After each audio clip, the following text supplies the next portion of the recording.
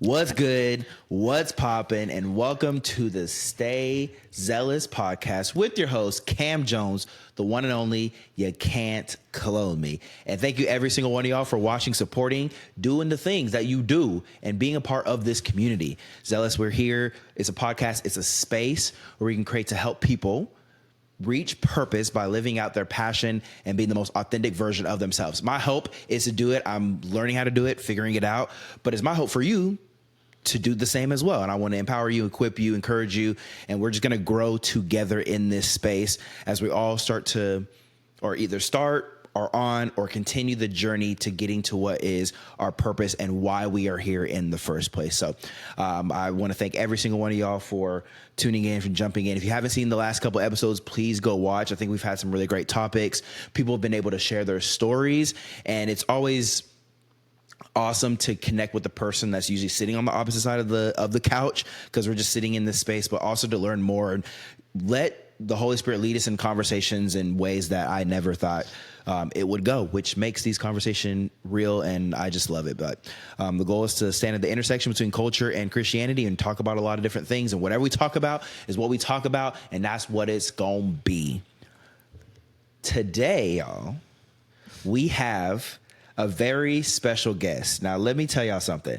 I've known this person for a very long time, and they are a huge portion or huge person in my life. They're literally my other half.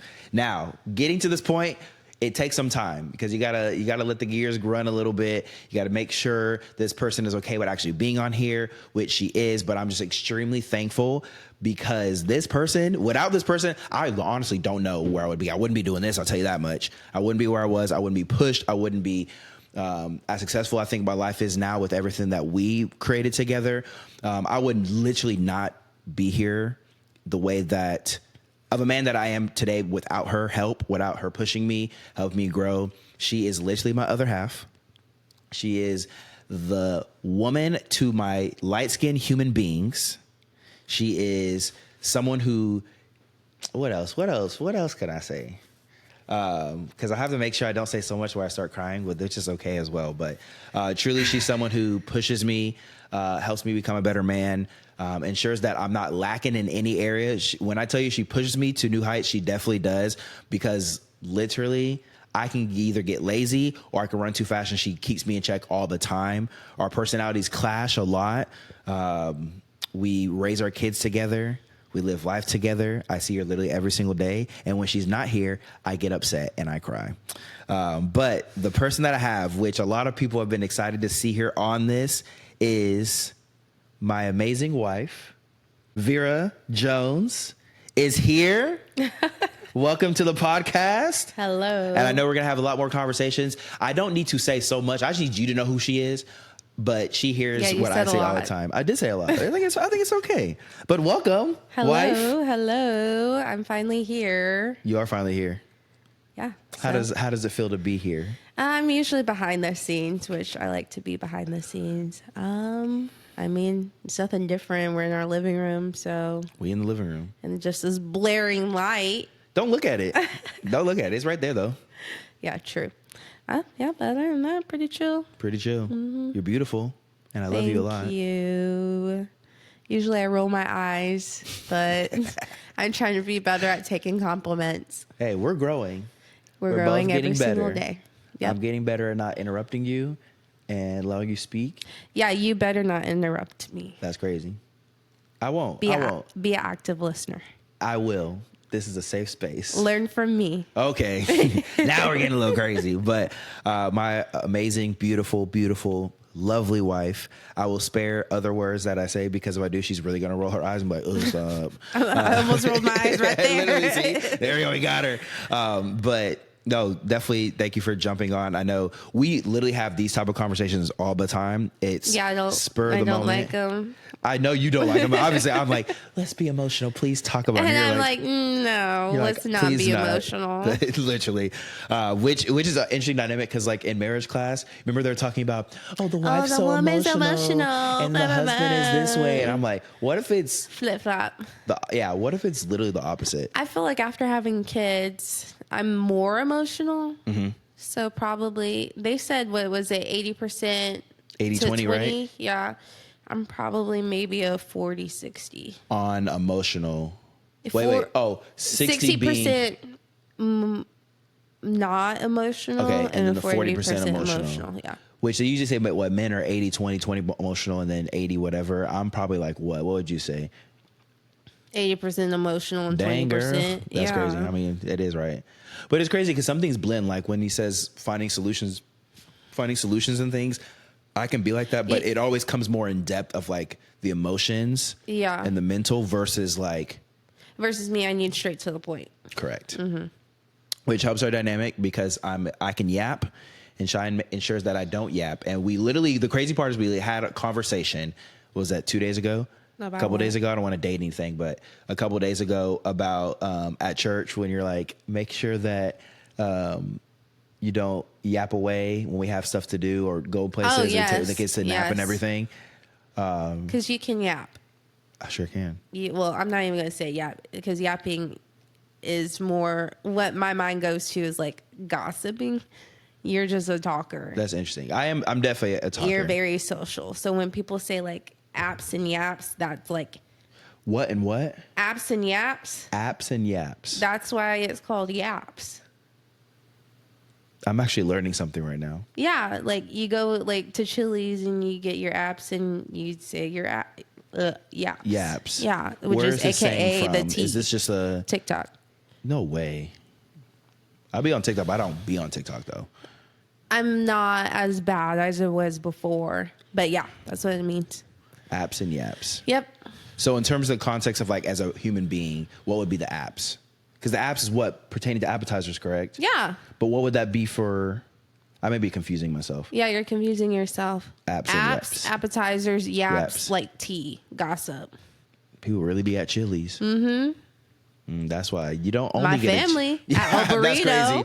Not only, that is true. Not only do you go ahead and get a good old appetizer, but you get some yaps on as well. But no, I mean that's true. I don't. I would say if that's the context, I don't yap. Okay, we are getting away from what? We haven't gotten to anything yet. We just chatting. That's and there's the eye roll again. It's because he's yapping too much. I thought the yapping was gossip. Anyway, yeah, yapping is gossip. Well, since you want to get to that point, anytime we have guests, you know this because you hear it all the time, or when you're in the background, whatever, we get to know your story. So I think there's two things I really want to do today. One, I want to be able to share our story. Okay. Of how we met. But before we get to that point, we have to know who Cheyanne is. We need to know your story all the way up. And when we can get to the point all the way up to about 18, and then we can start blending our story together. Okay. But we just need to know who is Cheyanne. What makes Cheyanne you? What makes Cheyanne me? So start from the beginning? Start from the beginning. What's your story? Okay. So in Genesis. Oh my gosh, girl.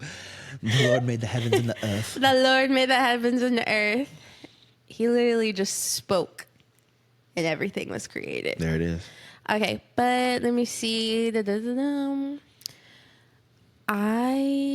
starting from wherever you want to start. Just start. I mean, goodness I gracious. obviously know your story, but they don't know your story. So I know. Sometimes I just overcomplicate my story. Let's see. I was born in December, my favorite month. I was actually born on Friday the 13th, which I tell people, like, I don't believe in superstitions, but I would always tell people I was, like, nulled from it because I was born on Friday the 13th. Like, it don't affect me. So I would go under, like, ladders and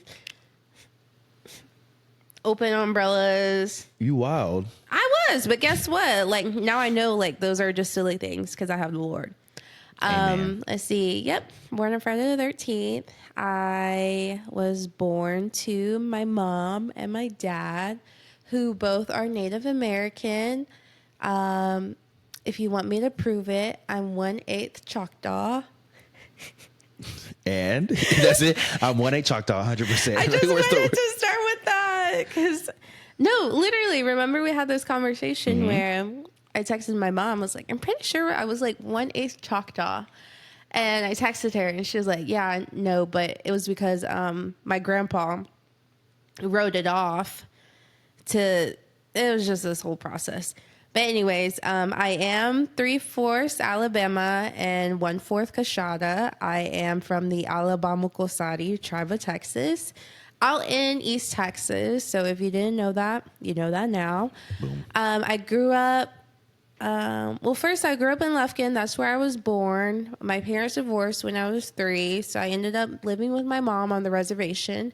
I had the honor and privilege of living next to my grandparents, and right across the street, my aunt. And it's so weird because I'm saying grandparents and aunts, and it's always weird when I'm like, just tell. Well, here's the thing. I know what they mean, and they may not. But I mean, if it's okay for them to know what it means, then you just say I can tell you. So I grew up next to my grandparents, which grandma is Apple and grandpa is Owl, and then aunts is Kosi. So my Kosi staff lived next door or across from my grandparents, and then Kiki, who is literally my sister cousin. I lived there my whole life up until I was 18. I do have siblings. Everybody thinks I'm an only child because we have serious age gaps. My oldest sister is 12 years older than me. Then my next sister is 8 years older than me. And then my brother is 6 years older than me. So really big age gaps. The one thing I thought you were about to do is say their age, and you're like, oh my gosh. Oh no. Like, I mean, I could, but I don't want to do that, especially if they watch this. I don't want to do that. And then my dad remarried when I was in kindergarten, I think, and he married my babysitter. You're like, my babysitter? Yes, she was our babysitter before. I mean, it is what it is, right? Yeah, it is. Absolutely love Shars, and she brought my two. I'm trying not to say names, but my 2 step brothers, which honestly they're my brothers. We grew up all together, and then by 18. That's when I went to Sam Houston, and I guess that's where we can like talk about our story. That, yeah. It was like September when we met. Yeah, no. No. It couldn't have been September because September is when we went to Breakaway. Yeah, but we met because remember Ami's birthday? I thought we met before that. Well, Melvin was hanging out with y'all. Mm-hmm. Girl crazy. I mean, it's true. He would literally say the same thing. I would love to get him on here too. Melvin hung out with all of y'all. I met Melvin at orientation. So I already knew Melvin, and he lived at the same residence hall as I did at Sam. And then he was always hanging out with y'all, so I would always see it on Snapchat. And then because of Ami's birthday, which there were so many of us that had birthdays in September. Yeah. We went to her birth. It was a surprise. But y'all came later, you and Elijah. We came later. And I thought that when Melvin told me Elijah and Cam, I was like, oh, this Elijah dude and his girlfriend named Cam. Anytime you say this, I'm always like, what made you think? Because I knew a lot of like girls that's name was like Cameron, and like there was one in high school where we would name her. No, she was in junior high. Anyway, she was a little sister of someone, and so we called her Cam. But didn't you have a guy friend in high school? There wasn't a guy named Cameron. It was just Cameron. It was never Cam. So did they say Cam when I was? They said Elijah and Cam. Yeah, literally. And you Elijah instantly thought it was a girl. Yeah, because the only person I've ever heard the name Cam was the girl from middle school. Yeah. Okay, I got it. So that's why my mind went there. That makes sense. Okay, interesting. Okay, continue. And wait, with our story? Yeah, I mean, we just continue. Okay. Yeah, keep on. He came in after you weren't even there for the surprise. I wasn't. I showed up after. That's sad. I'm pretty sure. That's crazy. That's what was it? I'm the one who actually knew Ami before everybody and their mom. That's true. But anyways, that's the whole thing. That's the whole thing. Not a whole thing like y'all think. It's not like that. We were friends. I had a friend who is somewhat dating. She's married to his friend. And when they first met, they were dating. No. One of your friends was dating. One of my friends back in Central Texas was either talking Dang, or dating I at the hope time. you don't watch this. We're just She airing do. It is what it is. That's how I met her. I met her on FaceTime on the phone. That's how I met her. Okay, but anyways, we met and I looked at him and I was like, ugh, this typical jock. Like, And then so we met, just said our names and I was like, whatever. What? Keep going. I don't even remember like all the in betweens. Oh, we went to Breakaway. We went to Was it a Breakaway. week or 2 weeks after? It had to be. No, it couldn't be because I don't remember when Ami's birthday. It's at the end of September, but it had to be literally that weekend. Oh, dang. Like it had to be that weekend. Man, like I really gave you a second impression. Yeah, Yeah, so we went to Breakaway, and then because you were hanging out with Melvin. Now, granted, out of this whole friend group, there was probably 10 people, 10 to 12 people total. Out of this friend group, 5 to 6, I think 6 of us went to Breakaway that were hanging out at Ami's surprise party. So 6 of us went. Yeah, that sounds about right. Yeah, 6 of us went, and then that's when at the very end, did Elijah go? Elijah was there. Okay, yeah. I don't remember Elijah. He was there because we took the picture because I'm wearing the green pants, and the kids. Because he's plain. The kids like that bread pudding. Literally plain like the bread pudding.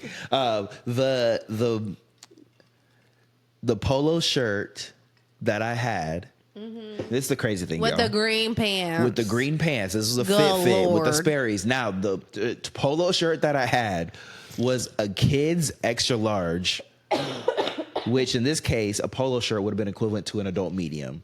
It was a little slim. I'll tell you that much. But it was bursting at the seams. Because your boy was in the gym. Only reason why I can say that now is because I look at the picture and like, no, for real, you're about to like pop out of the... I mean, it was peak athleticism for myself. 18, still in the gym and everything. So like that shirt should have been retired at like 12. And somehow it made it through. Yeah. Don't know how.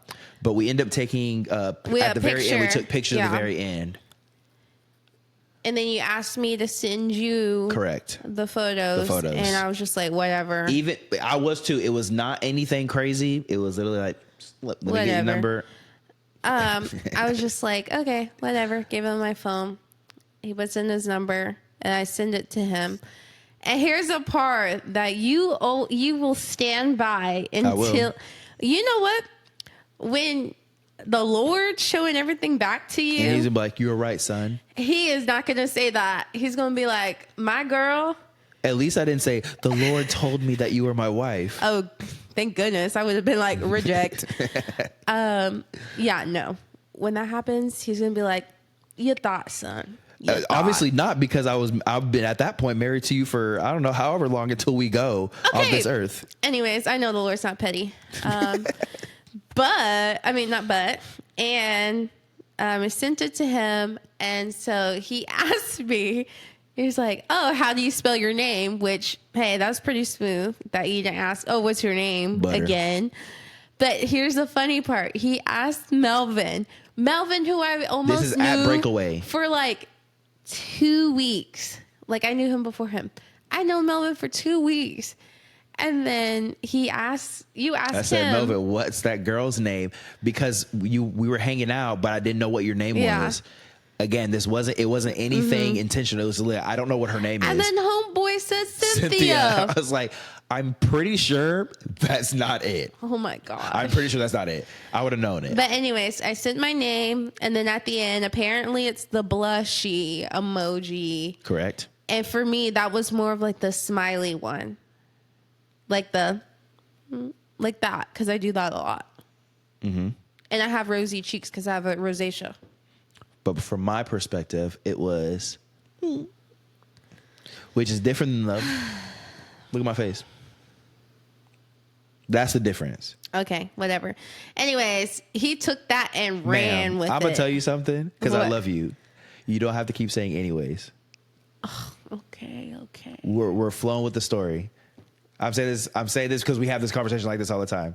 We're going to get back to it, but let it segue the way it goes. We chilling. We literally chilling on the couch. Okay. Go.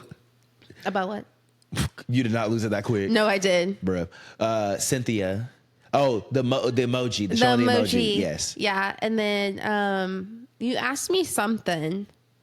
And then I honestly don't remember what I think you said Cheyanne like to try, which I was like, most people don't say anything like that. Dang, I really knew my stuff then. That's crazy. You did, apparently. Or did you say Cheyenne, Wyoming? I definitely did not say Cheyenne, Wyoming. Okay, well, anyways, sorry, I didn't mean to say anyways. I'm always saying that to him. That's me. why. They're like, well, at least reading you. I know. And then I spelled it for him because mine is ANNE. And so we started texting like maybe 2-3 weeks, right? For about, I would say. It was almost a month that we were texting. Because, no, it had to be 3.5 weeks. Okay, well, 3.5 weeks. We don't have to get technical No, about it. but I'm saying that because the 21st is when I asked you out. That's true. And break was at the end of the month. Lily texted for 3 months, went on some walks.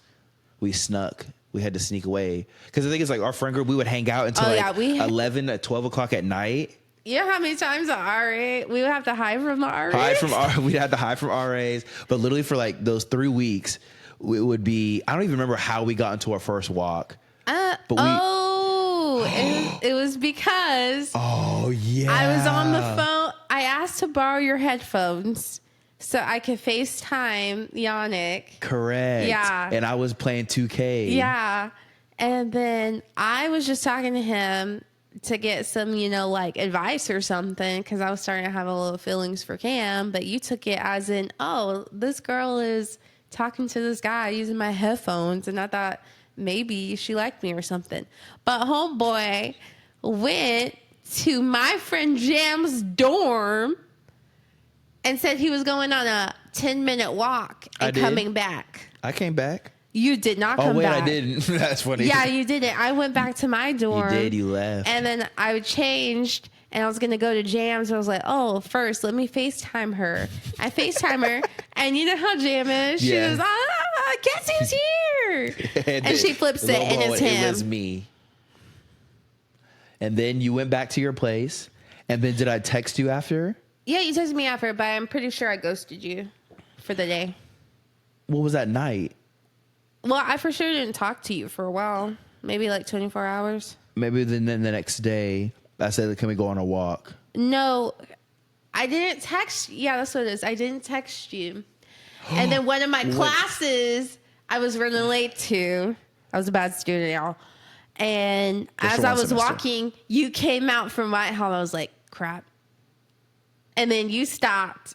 And then I stopped. And I was like, yeah, I just kept walking, and then you just caught up to me. And then went to class, all that stuff. Then you went to Moe's with Melvin, and then I showed up. You didn't talk to me still. And then that's when I texted you, let's go on a walk. And so that was the first walk. So that was within that first week. Yeah. Then we went on a couple more walks. And then you asked me out. And then I asked you out. And then from that point, we dated all through college. And we went through some ups and ups and some downs and downs. Yeah. College was really fun. Now, let me put it was fun. College was really fun. I'm extremely thankful because one, I met my wife. I met Cheyanne there. We had a lot of good ministry opportunities, and we gained some of literally our best friends that we still know and love to this day that were part of our weddings, and we got to be part of theirs to this day. So college was absolutely amazing, and I wouldn't trade it because so many life experiences came. There were just a lot of ups and downs, things we had to figure out, because whenever you're dating, like if we were adults dating, it would have been different. Now, granted, adulting... It would have been a little more, I feel like maybe... No.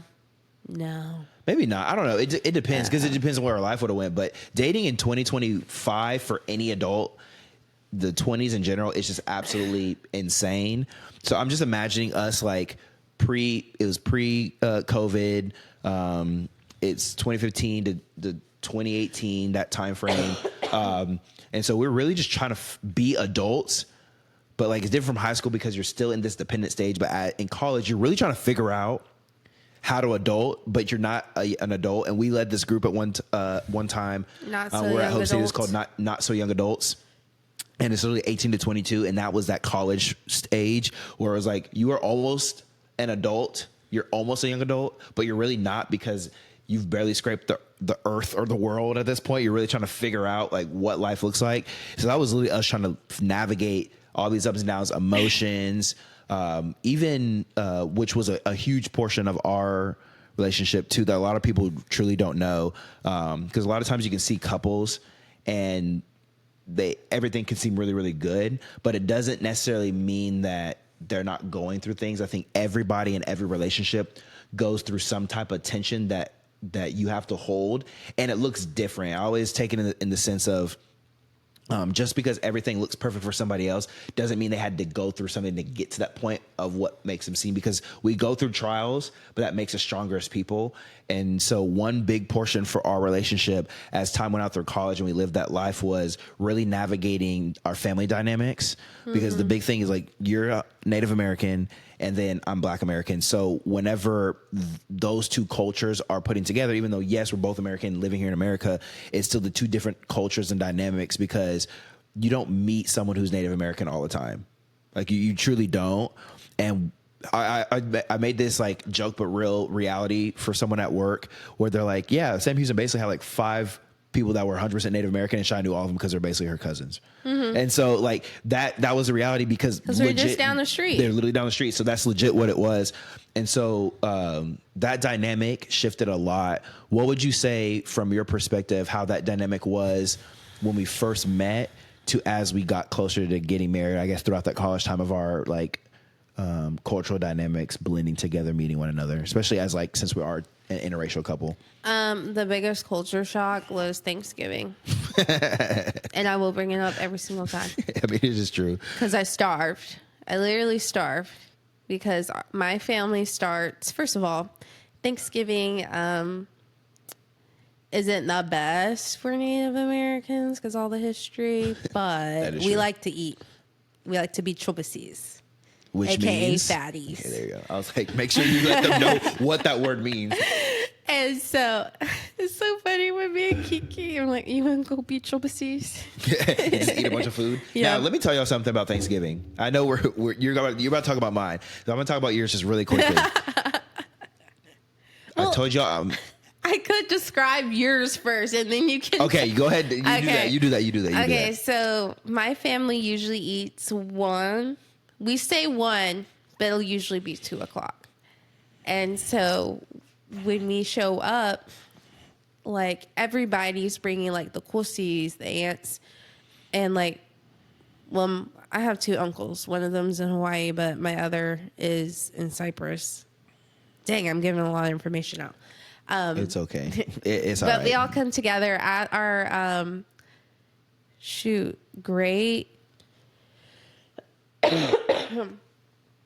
great aunt. No, it was my grandmommy's brother. I don't know. It's probably great grandparents. No, great. Those 3 greats. Got it. Yeah, I'll have to double check. We meet at that house. We get there like about 2. All the aunts and uncles bring the food. Cousins bring food too that are like older. And we all eat together. And then like at the end, all the younger girls like clean up the food. Mm-hmm. And so when he's talking about, sorry, I got a call. It's allergy season to be like that.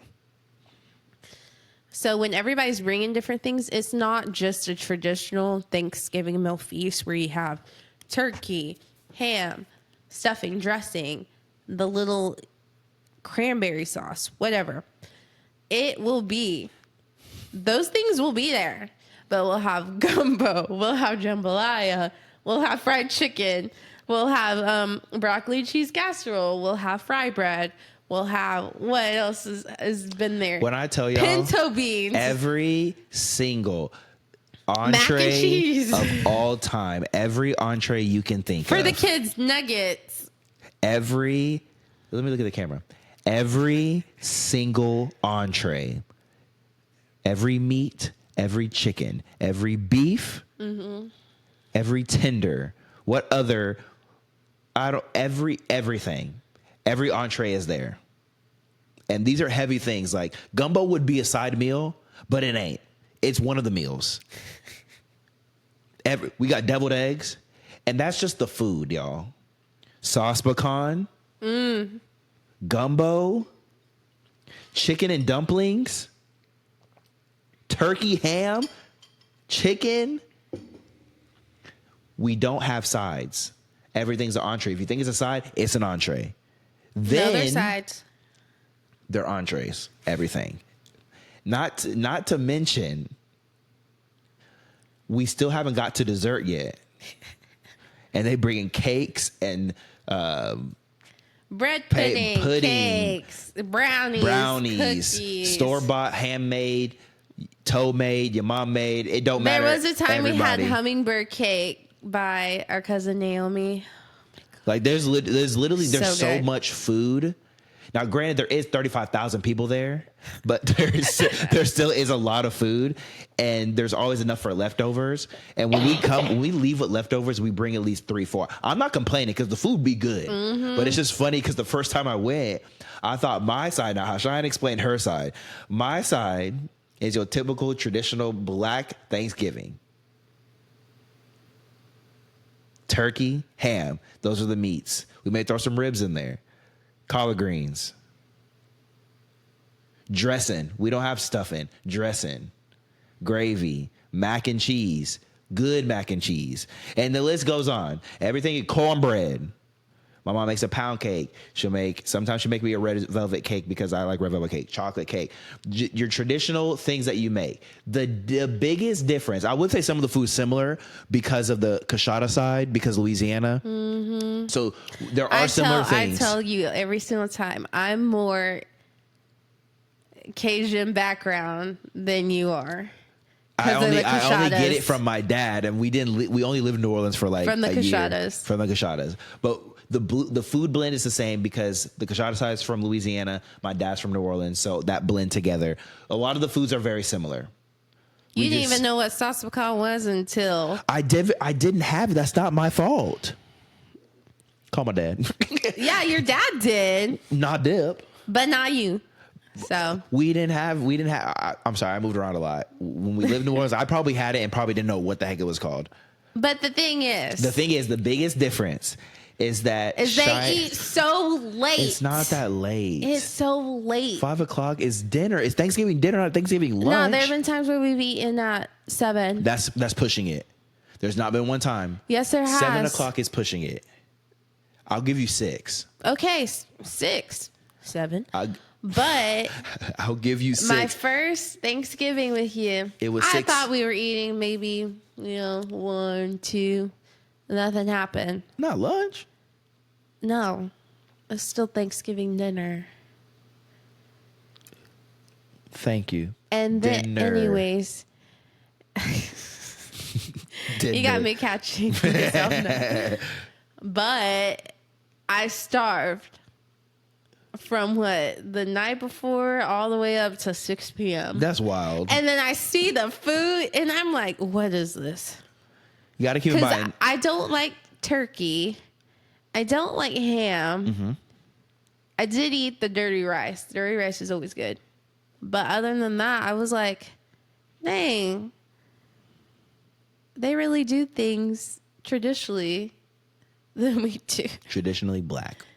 That's what we do. But I mean, Thanksgiving always on CP time in my house. But then also too, your mom cooks everything. That's what I'm about to say too. The difference is like your family, everybody brings a dish, so that's why there's so many entrees because everyone gets to bring their dish and they bring their signature. It makes it easier. No, you're absolutely right. Everyone brings a dish, so. Like her uncle may bring sauce pecan, and then a cousin may bring gumbo. Everyone brings something different, and a lot of times everyone's specialized dish, so everyone gets to put a lot of their effort and craft into their dish, and then bring it. And we just get to enjoy it. And I've been passed on to broccoli cheese casserole. There you go. And so now and rolls, yeah, they love your rolls. And now both of our families love the rolls. And now for my family, it's usually my mom and then my sisters helping out with cooking. So it just takes a lot longer, or something goes wrong. It's a one person thing. It's literally one person, unless I got my aunt in there, and it's a whole thing. But that's usually why it would take a little bit longer. Wait, which one? The one with no teeth? Or Stop it. Megan and Hannah and Nick are gonna watch this, and they're going to cry laughing. I'm not gonna say names. Don't say names. I want to though. Oh my gosh. Sure, Cheyanne. Sure. So whenever I have aunts, the one on my mom's side, my mom's actual sister, it can turn into a lot going on. Yes. But usually my dad, and it depends on if my dad doesn't. So for Missing y'all, teeth, my messed dad, up wigs. Stop, get out of here. For my side, my dad, my lot of personality comes from my dad. My dad is also a talker. The difference is my dad gets distracted very easily sometimes And burns the brisket and the ribs. And when that happened, we were like, sir. I know. It's because he just talks. And I'm just like, can you please watch it? And it's the fact that Pawpaw has to watch the food now. Or JoJo. Now JoJo is a designated person. It works out. It works. Well, at least we got food, though. Yeah. But yes, the Thanksgiving portion, back to what the original question was, that literally was, so Thanksgiving, you said, would be one of the biggest, obviously one of the biggest culture things. No, powwows. For our family dynamic. Oh, yeah. That was like, the biggest difference for sure. Culture shock, I think, for the both of us. Yeah. Now, I can say from my perspective, yeah, especially like the first one you went to. Because also, too, like even to just meeting families, like your family was very welcoming. Yeah. Which is great. My family is very observant, and they have to fill you out first. So now, honestly, I met Kiki's the first family member I've met because she came to the school to hang out. When I met your family overall, it was at the powwow. Because I met Dad and Shars. I met them first, and then I met the rest of the family all together. Like the first time I met your mom was at the powwow officially. And so that dynamic. And so for y'all about to learn a little bit more about like kind of the dynamic. But when I met your mom, it was like, what is this dynamic going to be like? Because whenever you told me, for your stepdad, who has now passed, like whenever I met you, you mentioned to me while we were dating, like, hey, just want to give you some backstory on my mom and my stepdad and that dynamic. And I'm like, oh, that's different for me. Because I have never been, if we're talking about just hot topics, moral topics like racism and things like that, I've never been on the side of receiving any type of prejudice whatsoever. As far as I can remember, that has been engraved into me as like trauma or whatever you want to classify it as. I never experienced it. Whenever I met Cheyenne's family, she mentioned this to me, and I didn't go into Cheyenne's house, like the house she grew up in. I didn't go into the house for the first time until we were married, 2021. So we were married for 2 years. That was the first time I ever went in, and that was right after our son was born. So the dynamic was that her stepdad was like, hey, he was very prejudiced the way he grew up. It was just a cultural thing for him. He was white, and he was like, hey, I don't want this type of person around. And so it was very clear. But the thing is that for us, we were an interracial couple, and I happen to be black. So it was that dynamic that was going in. And this is Cheyenne's stepdad, but she's living under his mom and like their house, their rules. And she's already essentially breaking it. But for what not would be... intentionally. But would be like... I guess it is an odd thing. It's like if something is strictly not right, then it's like I'm breaking this rule in a way, but I'm doing it not because I just want to do it, because I'm intentionally bringing it because I'm breaking the rules, but like it shouldn't be this big of an issue. And it didn't become that big of an issue, but I do remember whenever time went on, it did put a strain on my relationship with mom. Yeah, because whenever you told her boyfriend, then you told her like, oh yeah, and he's black, that influence from your stepdad in terms of that in their relationship already carried over. So when I actually met your mom at the powwow, She was very short. She was very short. It was literally a handshake, and that was it. And literally, whenever we're about to leave, she went to the bathroom, like deliberately. And for myself, I was like, oh my gosh, like, what did I do? But I didn't do anything. I was just being. She was stuck in attention because it's like she has someone that she is her significant other and she loves so much. And then she has, her daughter, and she's stuck in the middle. And my mom does not like being stuck in the middle. Yeah. Yeah. So. I mean, I can understand. It's a hard place to be, especially when you grow up with it's not even growing up like with a prejudice, but growing up, it's like the thought of like, if I'm submitted under someone or I'm with somebody and I'm around somebody and they carry a view that is very traditional, very conservative, but it may not totally be right because there's no specific reason why they have it. They just learn that behavior. I can understand that's a hard place to be in because how do you know to change your behavior if that's what you learned? And that's what made it really difficult for our dynamic. So it's like when I met the rest of your family, because I already knew Kiki, eventually they're like, oh, this is great. And I was getting hugs and everything like that. See you next time, whatever. And they kept telling you, oh, don't worry about her. Literally. Don't worry about her. Literally. Yeah. And then when you finally like, where's mom? And you went and got her. And then you're like, oh, Cam's leaving and everything. And she just shook my hand. That was it. Just like soft smiled. And then that was it. I was like, well, that's crazy. Now, and keep in mind this. I had met Shars, which is Cheyanne's stepmom, and her dad probably a week or so because Powell was already in the summer. Yeah, so that was the first time May. I met your mom in May. No, you met. I met them in May, Yeah. and then I met your mom in June. Yeah. Okay, so when I met them, this interaction it's really awesome knowing how it is today because Shars and I are both in the same doctoral program. She's just in a cohort behind me. So we talk about just our school and all these different things and our relationship with God and just a lot of really cool conversations. Same thing with her dad as well. We go to conferences and things together. Whenever I met them, we went to Target. And this is them taking Cheyanne like up to Dallas for the weekend. And I was like, can I tag along basically? And they're like, yeah, that's fine. We love to meet your boyfriend and everything. So we go to Target, and granted, Cheyanne is just like her dad. So as soon as we walk into Target, he's like, I need to use the restroom. And Cheyenne's like, me too. And they both walk off and go use the restroom. And then it's Shars, and Shars is like 5'1", 5'2", maybe, if that. And this white lady, she's like staring at me. She's like, I'm 6'2", so I'm just like, okay. And she's just staring at me and she's just smiling. I'm like, what do I do? I was like, I hope this is not one of those same situations for Cheyanne's side of it. Even though I hadn't met her side of it, I hope it's not the same situation.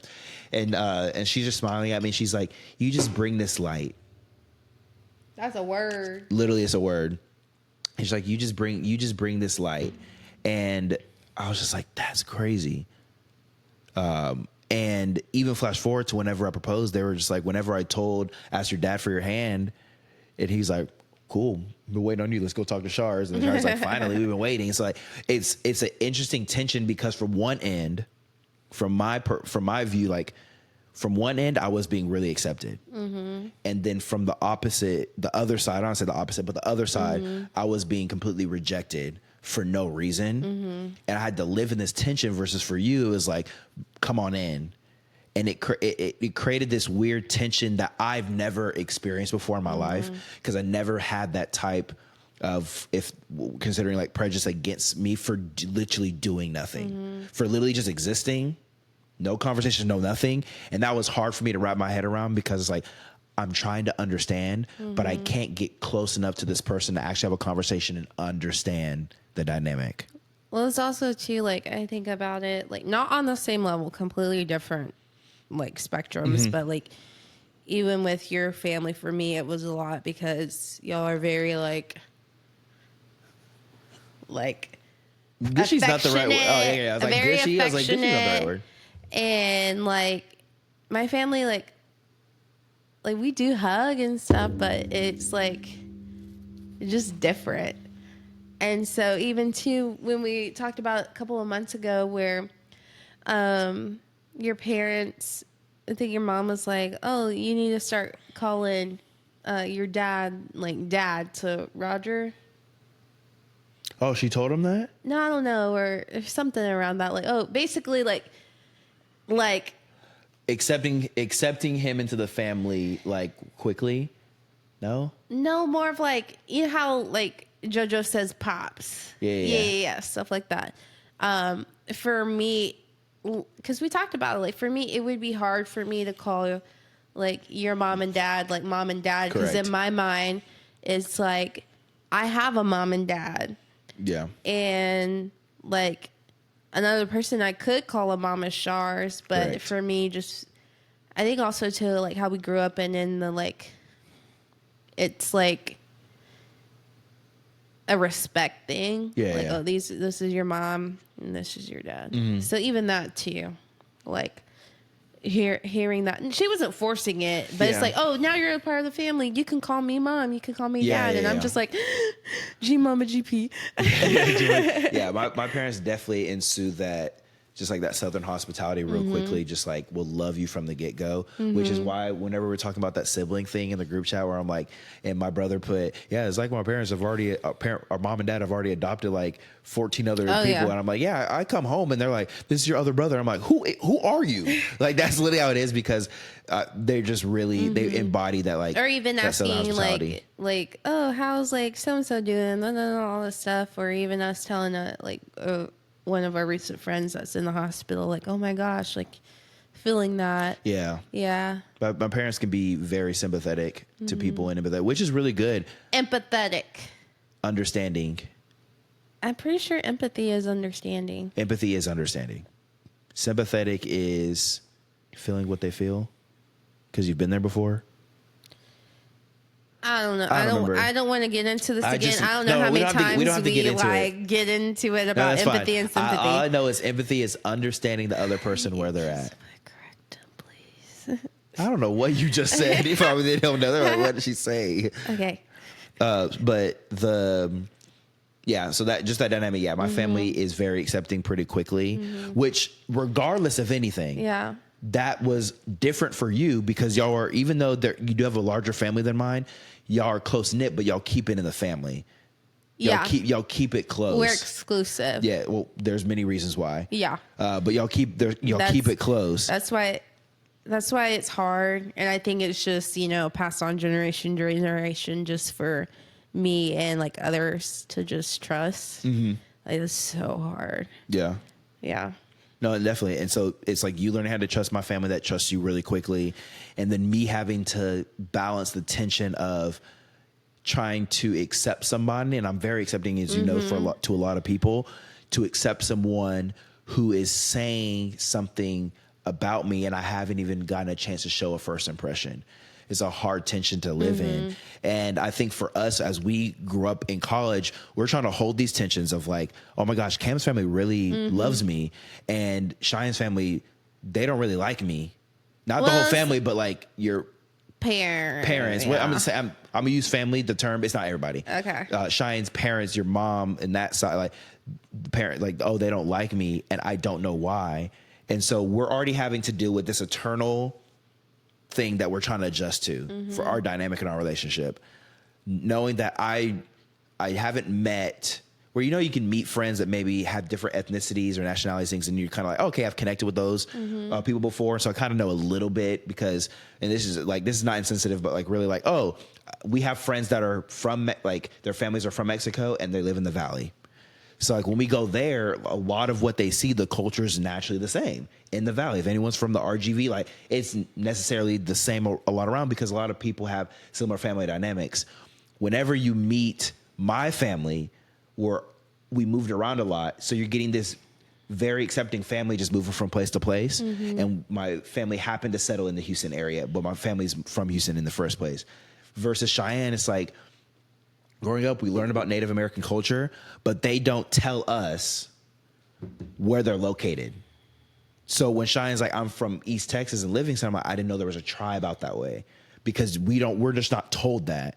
So not only am I not told that, and I haven't met a person that is necessarily like full-blooded Native American, but also I don't know how their personalities are. So it's like, we're really trying to adjust, which makes it unique, which I love. And so there's the eye roll. And we're trying to learn these dynamics of one another as we're still trying to adult and navigate life and go to school and be involved with orgs. And Cheyanne knows, because I am just a super duper extrovert. I'm involved in a lot of things. So it's navigating all of the school, all of life. Then we get to the point in 2018 where you're about to graduate in the summer and you're like, where that ring that's at? crazy. I'm about to go home. Cam, these rings are I don't so wanna cool. go home. You literally did not. I remember you literally passively like, wow, these rings, Cam, look at these rings. And I'm like, wow, I ain't got money for that. But you got the best ring. I did get the best ring. I did get the best ring. Which was my grandmother's ring. Yes, and it fit perfectly. And I used that to propose. That was the wedding ring. And then our son put it down the sink. Put it down the drain. And that's the whole story. Yeah. We did find a replacement. It's We very did. similar. I need to go get We it resized. Yeah. So 2018 hit. We got engaged in April. Now let me tell y'all something. I got to tell y'all something. No, you Men, I have to. Okay. Men, whenever your significant other asks you very specifically and they tell you how they want to be proposed to, I suggest you do it that way. Now, they're going to be surprised regardless, but things may not turn out how they turned out for us if you just did it the way. Cheyanne really wanted to get proposed to on Easter. I love Easter. She loves Easter. It's one of her favorite holidays to celebrate. The colors, 100% favorite to celebrate. And we color court every year now, and so we're doing it again. So it's her favorite. Can I go buy favorite. some stuff from Marshall? I thought you already did. No, Girl. I thought you got your dress. no, I'm talking about decorations. Oh, decorate the house. We'll talk about it offline. Okay. So we, she said Easter. At this point, I had talked to, my plan was to do it on Easter. That was my original plan. I'm going to honor what Cheyanne said. And we went to Dallas like a week or two before Easter. And that's when I got to talk. And I tried to do it as discreet as possible. Cheyanne was taking a shower when I asked her dad. But she ended up finishing her shower and was like, where are they at? And then she's like, oh, he's probably asking. Yeah. And I was able to get the ring. And then we came back and I was like, all right, I'm going to do it on Easter. We were going to my family's to church, which that's a whole thing too. That was like one of the first times you came to my parents' church. Culture shock. Yeah, so you experienced black church literally. So it was gonna be that. I was gonna do it either at the house or just around family, not like around a bunch of people per request. And I just couldn't formulate it together the way I thought it was gonna be, and so I ended up not doing it. Which after Easter, I could tell that she looked sad. Like after we finished Easter and got done with church and got home and stuff, I could tell that she looked sad. Because I was sad. Well, yes, obviously, but I was like, I got can my tell. nails done. You did have your nails done and everything. I was like, dang, dude, I missed And it. I had a good outfit. I was wearing heels. I don't think I like my outfit that year. It ain't about It me. didn't matter you. Technically, it is, but No. okay. About me. But I didn't do it. So my advice for men's: when your soon-to-be fiance asks for a very specific thing and she actually tells you, do it. Please and thank you. I ended up doing it days later. I still think the way I did it was very intimate. It was. I had to make up for it. And as a result of not doing it, we end up only having one picture. Yep. And it's a very, very blurry picture. And that's the whole situation with our photographer. It's not that he did anything terrible or anything. It was just some adjustments and some things that didn't go as planned. And so we had one picture. But we ended up getting engaged. We mostly paid for our wedding out of pocket. Everything. Cheyanne ended up graduating. We got an apartment. She ended up staying there in the apartment. And then I stayed with some of our friends as basically their son for a little bit of time. And then we got married in February 2019. Yeah. And then that's when life starts going. You got your first job. I got my first job before I graduated. Because that literally helped pay for the wedding. And the crazy thing is, whenever we did get married, like I had a job, but I technically didn't have a job. Like my job was still being a tour guide on campus, which that didn't pay a crazy amount because I'm still a student worker. And then I had an internship that was unpaid. And so in that rate, I was unemployed. Cheyanne would say, even though they're entry level jobs, like the breadwinner. And so that was already an interesting dynamic because for you, it explain like to them like how women are raised for your dynamic. Like, well, the thing is, like, a lot of people can compare or try to compare my culture to different others, but it's not that way. So how it's set up is it's basically a matriarch, wouldn't you say? yeah, Yeah. I would definitely it's say a so. matriarch. Yeah, I would say that. So the women are very strong, very confident, very set in their ways and independent. But also too, like, we do respect the men. We respect more of the elders, if anything. But yeah, no, growing up, a lot of my aunts are divorced and have had multiple marriages. But one of the things is that they never had to depend on a man. And for me growing up, it wasn't like intentionally done, but just viewing like how our family dynamic Correct. is. It's like the women literally like not groom, but like build up the daughters to be self-sufficient, to be independent. That regardless if, let's say, like the man leaves, you're still good. And like, you don't have to depend on them. So that's like the biggest thing is that, you know, raising us to just be strong, like independent women. Like, we do respect the men if they respect us. But like I said, we respect elders more over than men. Yeah. Yeah. No, that makes sense. And I mean so that was even during that time frame when we first got our, like when you had the job and I didn't, it really just fueled that like, Oh, yeah. oh, I'm definitely independent. I make the money. We just got married. So, and it's like trying to navigate that. And then me feeling just shame of like, oh my gosh, I'm not making any money. And Cheyenne's making it. God, we pay rent. All that's good. But it definitely, we could for sure say that first year, it built a lot of ego in you. Oh, yeah. And then it built a lot of shame in myself that first year. And that was a very difficult thing at the time for both of us because I was operating in a place of insecurity and you were operating in a place of ego, which at the end of the day, like still pride for both of us. And it was clashing a lot in that first year of marriage. And I'm thankful that we had a church, we had a community while we're still living in near Sam and everything.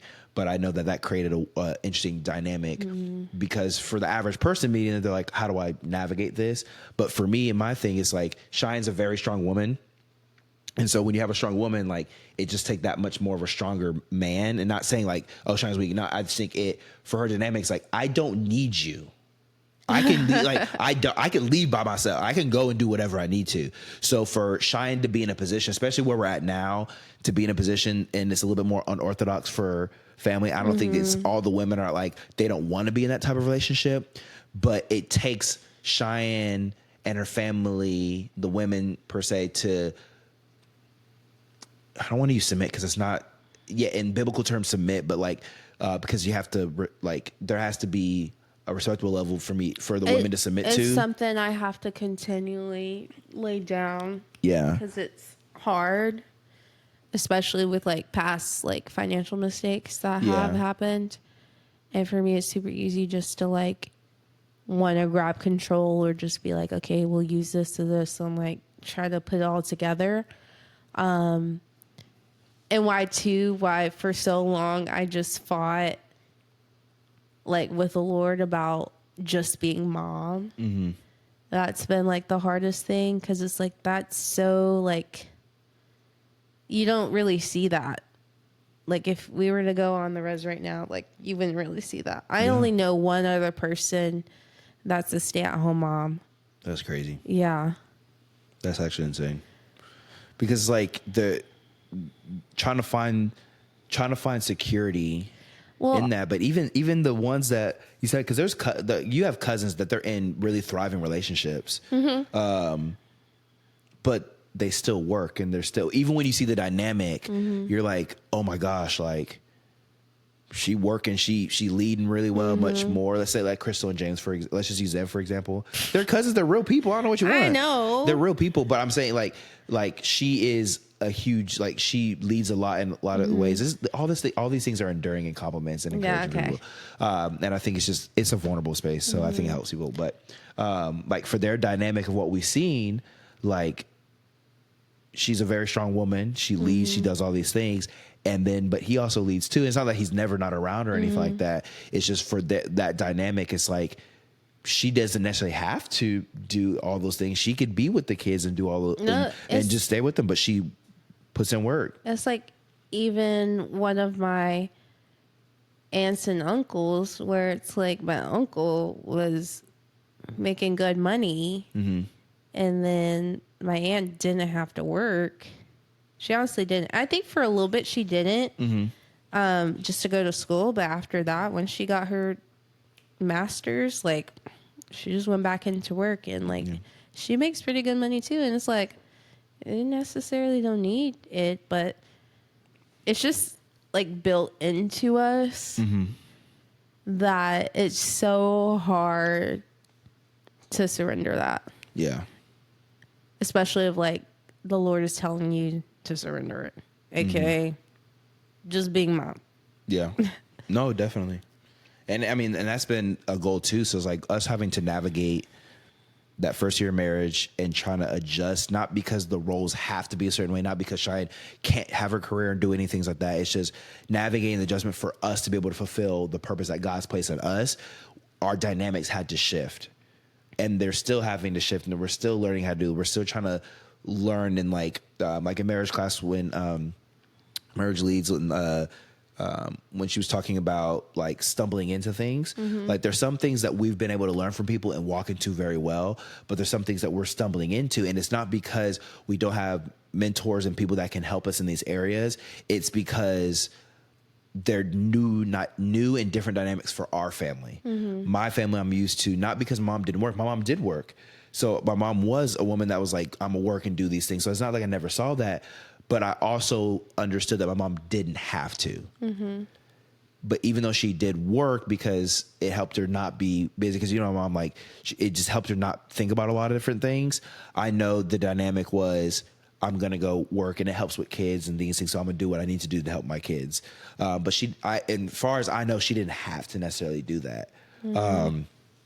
So especially with a lot of military wives that usually don't work, it's from some of the dynamics that I've seen, they don't work. They don't necessarily have to, but it doesn't mean they can't or anything. So having to adjust the dynamic of like, I'm used to like, okay, the man provides and do those things. I'm not saying that can't be a reality, to you be like, I can lead, I have my independence, I can do what I need to do. And I was starting in a place where I wasn't providing whatsoever to a point where you were, and having to navigate that first year of marriage. And for us, I'm not saying this for everyone, but for us, it created tensions and things that we never experienced. Then when the pandemic happened and it shut everything down, like, you're not working. That was like literally the last time in that space like that, in like a full-time setting, before Psy came. Like, no, I remember I worked Chick-fil-A. Oh, you did work at Chick-fil-A. But, oh, yeah. Well, I guess, yeah. That was for halfway, or the second half of the pandemic. Yeah. But from that point, it hasn't really been anything. And God's blessed us in ways that we can. I feel like I've had different, like, little jobs here and there. Yeah. But nothing to the dynamic of whenever you got your first full-time job. Which I loved my first job. It was a good job. It was was far, though. Yes, the drive far. was not good for health in many ways, especially because you were eating good. You know, what was it, $2 for? Yeah, $2 for a buffet, breakfast, lunch, and dinner. Yeah, like, and again, y'all, all entrees. So you were eating good. It was not all entrees. You were eating good. We were at the casino. They had different stuff. That's a lot of food. Yeah, it was cheap. It was cheap for a lot of food. It's like when you go to a Chinese buffet. Good. And they just like $7. But that dynamic was really hard for us to navigate. So it's like we spent 4 years trying to navigate being an interracial couple in a dynamic that we've never seen before, and that we still have yet. I don't think we've yet to see this dynamic with anybody else that we've met. And usually people, when they meet us, I mean, they're like, I know, like, together or in a marriage that have paved the way that we can look at and be like, that this is exactly what it is. I'm sure there's somebody No, there's definitely else. there definitely is. Yeah. But have we met in our sphere? No. No. So so it's like, obviously there's interracial couples, but like sometimes the dynamic can be similar to people, and you're like, oh, you're this and you're that. Okay, cool. But for ours, like, we just don't have that. No. And people that kind of understand both lanes for us in a relationship or in a way. I think I don't like talking about it. Like, we've talked before too, how like you see all these different like races, and like I've talked about, like, oh, you can go to the grocery store and you can run into somebody that's black. I go into the grocery store. I don't ever really, unless I'm in Livingston. Well, of course, yeah. But other than that, like, like, I don't run into like people like me often. And how we've talked before, like yes, it makes us unique. I think also too, for me, I'm not gonna speak for you, but it also like it's super easy for me to feel lonely, and why there's been so many times where like I have cried because I grew up on a reservation where like I literally have family everywhere, and here I'm out here. We have this house. It's like, it's awesome living out here. Like, love being 10 minutes away from 4 different HEBs and stuff. But like, it gets lonely because it's like, even though I haven't lived on the reservation for almost 10 years now. Yeah, 2015. It's still hard. It's still really hard. So yeah, even if our dynamic is unique, it can also feel lonely as well. That's a very great point. Trailblazing is very difficult, and we've learned this front hand in a lot of different ways, and it doesn't just have to be our marriage specifically. And trailblazing, going away, going a certain place, and this has nothing to do with y'all. Like, this has nothing to do on just of marriage dynamic or a certain thing. It's literally anything. Like, people that I connect with a lot of first generation college students in previous jobs and things. Like, they're paving a way for their family that's like no one's ever done it.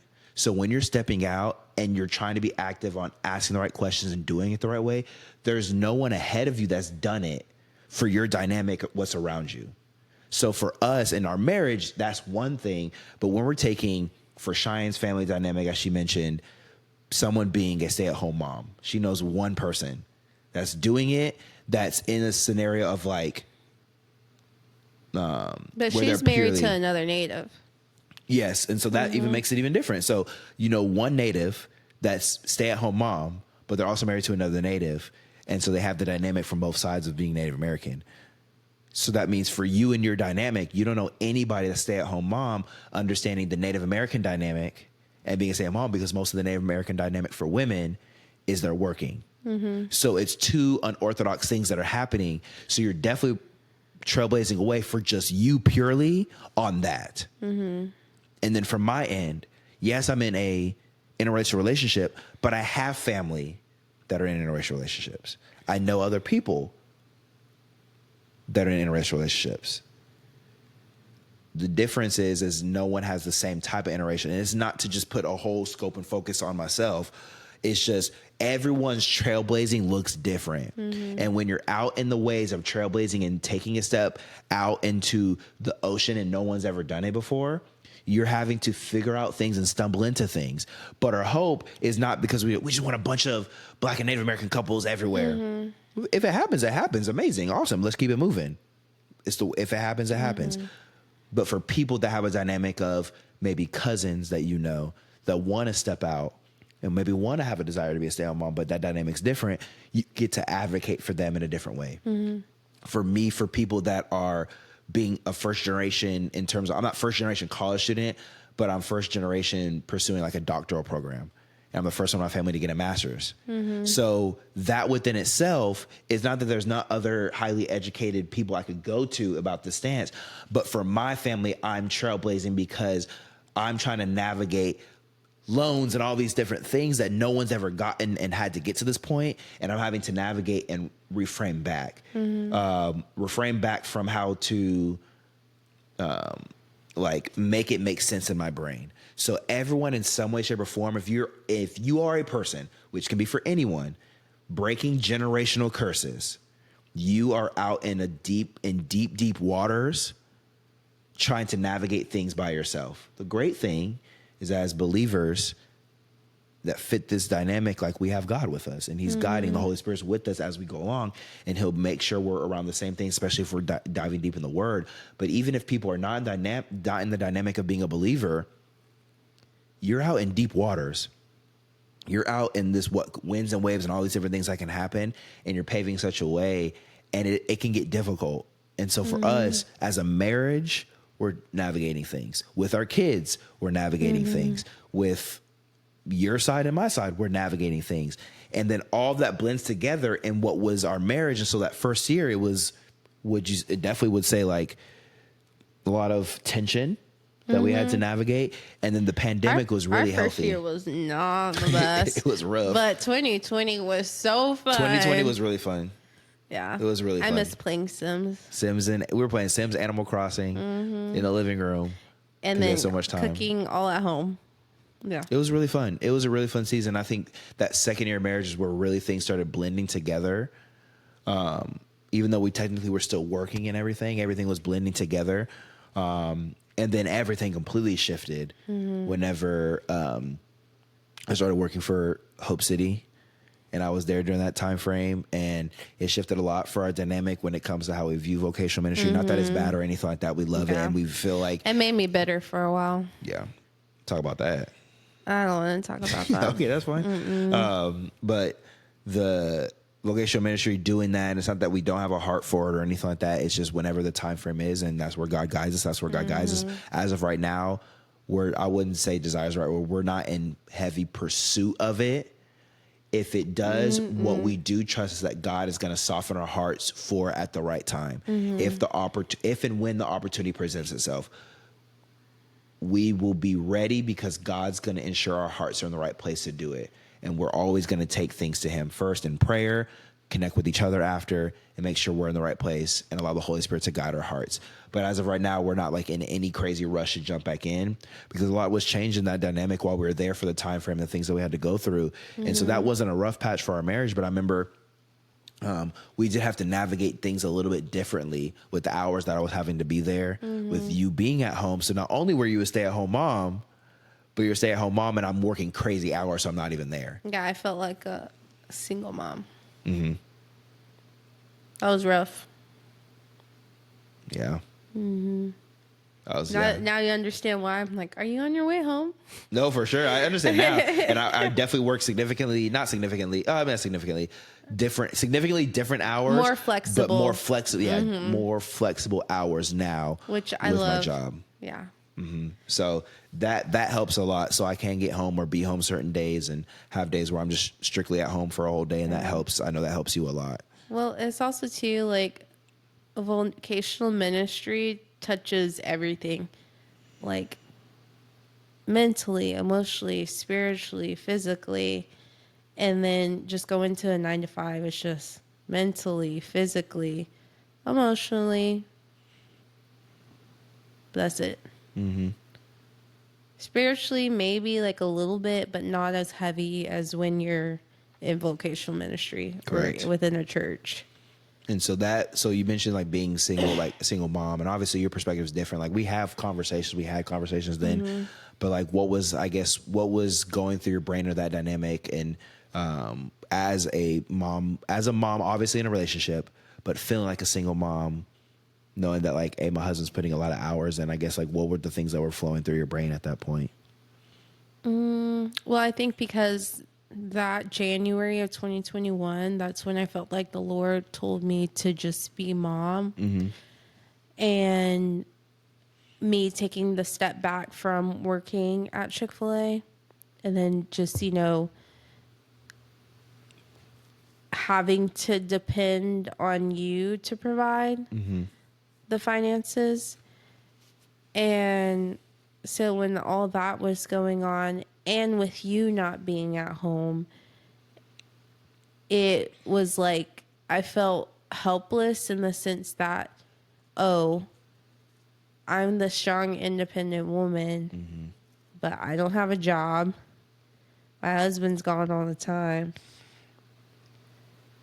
And I have a kid. I know I need to be focusing on like taking care of my child, which I'm doing. But I would ask God, this is what you were wanting me to do and step back from. And now I barely see Cam. Where is he to help me in that? Yeah. So that's why it was really hard for me and why I fell into a depressive state, because it's I'm a new mom, first of all. I'm having to figure it all out. And I don't have really anybody there to support me. Basically what you talked about with Tim Ross saying, cowardly husbands. That's what I felt.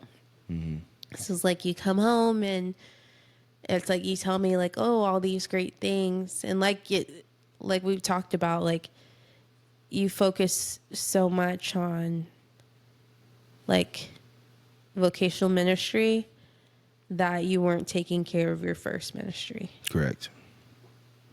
And why a lot of times I felt like I was getting left behind. Which we literally just talked about, what our biggest, however they verbalize the question, your biggest fears of failing in the relationship. And I told you, and I've talked to people about this, but literally leaving you behind is the last thing I want to do, because I've done it and I've seen the toll that it's had on a relationship. And I don't ever want to do that, because if I do, then I'm taking what marriage is. It's just us being one, and I'm splitting it in half and leaving the other half around and thinking I can still succeed. And I can't. I literally can't succeed without you. I need you in my life. I think also too, the church needs to be better at loving and caring for their staff and allowing more maternity and paternity leave. I could go on a whole tangent about that. I'm not salty. The whole church, but not some the whole churches. church, but some churches. The fact that you only got 2 weeks, that was rough, and you had to go back in, and you're back to 30-hour weekends, and you only had 1 day off a week. Yeah, that. I was PO'd. Can I say it? I was pissed off. Well, okay, there you go. That's how you feel. And that's the dynamic. And again, every church, every dynamic is so different, and it can look different for every single place. But what Cheyanne is saying, from our experience of when that happened, yes, I only did get 2 weeks, so that was really difficult. Versus, I know God definitely, there was a lot of redemption with that, because again, you were very upset. It was frustrating. It's one thing in the dynamic at which we had for you to be at home and I'm working. Eventually we want to have another kid. And so whatever that dynamic is going to look like, if it's, let's say it happened right now, boom, you're pregnant, and then we just go to the hospital right now. Which I'm not. Which you're not. I say, obviously they can tell you ain't. So somebody's going to say, well, she has that pillow in front of her. What's that pillow doing there? But if that dynamic were to happen now, I would have time off, but also there's flexibility in my current role. In your current role. In my current role. And this is, again, nothing I want to say is knocking church dynamics or anything, because that's not what we're doing. Yes. Yes, I know that. For me, I would expect that from a corporation. Got it. I would not expect that from a church. That's the thing. So with you working 9 to 5, okay, I expect it. Oh, you got events? Okay, I expect it. Yeah. But then when it's like you're running and gunning for what, 40 hours during the week, 30-hour weekends, it's almost like what, 70 hours? I don't know if the math is mathing, but Your math is correct. We don't have the specific hours. yeah, we just don't have the specific hours. And it's not only like affecting you mentally, emotionally, physically, but also spiritually. Like, it's crazy. Like, you would think some churches would be better at taking care of their people there. Yeah. And I think that's Because just you, one person, can't do everything. you right? So the fact that you... I don't want to go on a tangent. I don't, because I'm still like, I don't know how you did 2 jobs.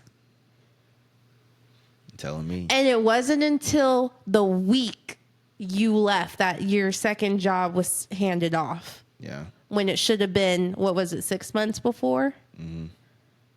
That's where I'm like, no. Like, Yeah. No, there's definitely some things there that were the funny thing is y'all can definitely see how our dynamic is. Cheyenne's like, it is what it is. And I'm kind of like, but rainbows and butterflies. no, see it for what it is. Yeah, no, I mean, and I'm not scared to see it for what it is. I just know like the dynamic, what happened is what happened. I can't physically change it. And not because I can't go back in time. It's just one of those things like what we had to endure is what we had to endure. And like, we had to make it work to make it work. But I'm thankful we went through it. Correct. So whenever it comes to a time that, like, if the Lord asks you to step back into vocational ministry or if an opportunity presents itself, like I told you, I said, not only are you going to a meeting and having to do all these things, I also want to say, too, I want some boundaries put up. Correct. No, and I think that's where the redemptive part of what we go through is it helps our dynamic in how we can navigate things moving forward. And I think that's extremely important when it comes to job opportunities. After job opportunities, the years goes on, things shift, things look different, moving, like whatever life looks like, you can always build on a previous experience that was really good or really bad. There's always an opportunity to continue growing, to become a better version of yourself and to know things better. Hindsight's like they talk about hindsight's 2020, wisdom's proven right by its results in scripture.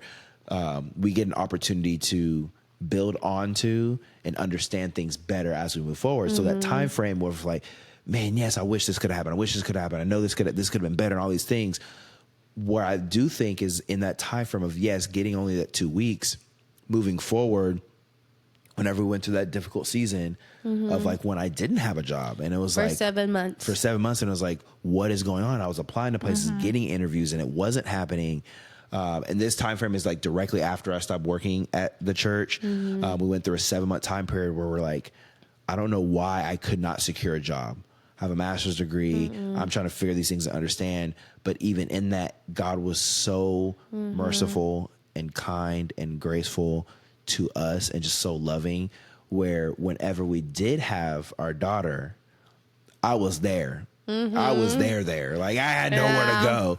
And he still provided for all our bills and everything like that. And that time frame. She looks just like you. And she looked just like me. And so that time frame was really a place where that time was redeemed in a different way. And we got to be there as a family and kind of redevelop that time that felt that was lost. And I think that shows how graceful God is, that in the season where you were like, God, why? Yeah. He works for I a literally have church. journal, like my little journal entries. I'm not a journal, y'all. I like journal once a month. But even those, looking back on those, I'm like, dang, you could see where I was angry. You could see where I was mad, where I was desperate. But then it was like this shift. Yeah. And like I told you, like even in my prayers, it's like, oh, I want Cam to find a job with good benefits and good pay and all this stuff, which are like great things. But then I remember one specific one where I was like, God, I pray that the job that he has next, that he impacts the people around him and that is flexible for our family. And that's exactly what you have right now. And so, yeah, God answers our prayers and may look unorthodox. And now I feel like at this point, like we're in another season where we're getting prepared for something else, and we're preparing our family, and our prayers look different. Like our prayers are journals, everything we're writing, everything we're doing, it looks different in the season, and we're getting ready for the next season of life that we're about to step into. And even just that, like we're still navigating, we're still trailblazing, we're still trying to break generational curses and all these different things. We're still trying to do a lot of these things, but we can always, even though at the time, like all the emotions that you said, they're extremely valid, because that's how you felt in the moment. That's how you felt during that time. We can always be appreciative, hindsight, because yes, Cheyanne was PO'd. Yes, Cam was going through like just a lot of hours and things of that nature, but we can look back and still be, I'm thankful. I'm really thankful. Because we learn. Correct. Because we learned. We're just first timers in vocational ministry. And again, that's another trailblaze, because neither of us have any family that's 100% in vocational ministry. So for us doing that and having a desire and want to do that, we paved a way, and we happened to be in an experience that was a lot different than a lot of people may not ever experience, or people have experienced at that scale working at a mega church. And it's different, but we're grateful because we learn from it. And as we move forward, we have a heart to help the local church. We have a heart to help people. We have a heart to see people discipled and grow. Like you really want to be able to connect with people, get coffee with people, and just love people extremely well. In that setting, I want to help empower people and help people in a similar setting. Want to have a conversation in this community together, where we really get to spend time with people and connect and help people grow and disciple people and be intentional with people. And that's the beauty of walking with the Lord. We have strict boundaries for a reason, and we stay walking this narrow path. And in this narrow path, we can see the boundaries, but we're not supposed to go over the boundaries. And it's not because we can't. You can do it. You have free will. But it's set that way so that we can continue to live this life as fulfilled as possible. And even when moments you fall and you stumble and you even go across the boundary and you get back, God's sovereignty, his grace, his mercy, his kindness, his love brings you in and allows you to get to a place of walking back. So the default that we get to do it is Jesus dying on the cross for us. And the fact that we continuously get the opportunity is God's grace and mercy, because we're getting what we don't deserve. And we're getting it in a way where we continue to walk with him. And every season we go through, God's acceptant of our anger. He's acceptant of Cheyanne's anger and frustration during that time frame. He's acceptant of Cam's frustration and anger as we were about to transition in out. He's acceptant of the next season of life where I'm asking why over and over and over again. Why can't I get a job? Why can't I get a job? Why can't I get a job? But my prayers in the season before were, I love working this job, but I hate seeing Cheyanne and my family, what would be how I put it that time, like suffer the way they are. So a prayer specifically in that season allowed me to be in another season, which I thought at first, this is dumb. Why am I going through this time frame where I can't get a job? But in the last season, like you said, going back in journals, my prayer then was I want to be in a position where I can be journal, yeah, for you, my journals, where I can look back on a season of, wow, I prayed this, I wanted this to happen, and again, when you look back, you're like, that's different, that's crazy, and it's an answered prayer. But during that 7 months, I didn't like that at all. It sucked. So what? I said it sucked. Oh yeah. But then I look back and I'm just like, dang. It stretched us. God is good. God is definitely good. It stretched us. It helped us see each other differently and learn differently. And then it propelled us into the season that we're in now, where now we're really getting an opportunity to step into things that are really going to break generational curses over, like that were in our family, to really be in position of being accepted of vocational ministry, but also not being cautious, but also being understanding that if an opportunity were to pop up again to do it, we're going to God with it. We're not just going to rush into things. Oh, yeah. It's given us an opportunity to raise our kids different in days where things can get crazy. It helps us actually connect Like with one today. another. Yeah, literally like today. Like when things are going on, we can connect with one another. We can have conversations. As you mentioned earlier, like you felt better. And it's like because the prayers that we pray are really, really are answered. Whether with a yes or a no, they're really answered. And the no's are not saying no because God doesn't want to bless us or anything. It's a no because that wouldn't be good for us. Like could we say and submit that like, yeah, it wouldn't be good for us if we had that thing. So a no is because it helps us as people get closer to him, become more like him. The yeses is to do the same as well. If we're walking that closely with God, whether we get a yes or a no, we can trust that the answer that he gave us and the opportunities that were provided from him are going to help us get that much closer. So from a pandemic season that was really good, from a first year marriage that didn't feel like we're on the same page, to other years where things were ups and downs, to a season in 2022 where we're like both unemployed, to a season now where you are strictly mom and we're both in school and navigating all these things. It's like, God, you really have your hand on everything. If we just walk closely with you, it never said that things were going to be ideal. That's why like John 16, like we would go through trials of any kind, but take heart or to overcome the world. Like we can take that and really be like, all right, God, I trust you. Yeah. I really trust you. And so that's definitely a cool dynamic. And now we're just navigating life with our kids and two little light-skinned humans that are going to take over the world and do amazing things and just navigating. I guess say my last question for you, and again, we have these conversations all the time, but like, what would you say has been one thing that you felt like God's placed on your heart, like currently, like this year up to this point, like this season, knowing that like how our past and all the different ups and downs that we've gone through, like what is one thing that you felt like God's really solidified for you in terms of just that's like beauty and awe of him in this season? In this season, let's see.